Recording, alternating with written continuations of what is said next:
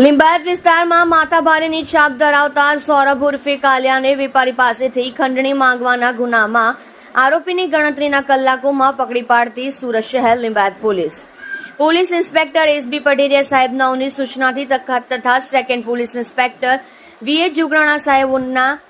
technical માર્ગદર્શનથી નાસ્તા ફરતા આરોપી શોધી કાઢવા સારું સર્વેલન્સ પોલીસ સબ ઇન્સ્પેક્ટર જીવી દિહોરા તથા સર્વેલન્સ સ્ટાફના માણસો સાથે પોલીસ સ્ટેશન વિસ્તારમાં પેટ્રોલિંગમાં હતા દરમિયાન એચસી અલ્કેશભાઈ ધોળાભાઈ તથા પીસી સાજણભાઈ કાનાભાઈ નાઓએ તેઓના અંગત વિશ્વાસુ બાતમીદાર મારફતે સંયુક્ત બાતમી હકીકતના આધારે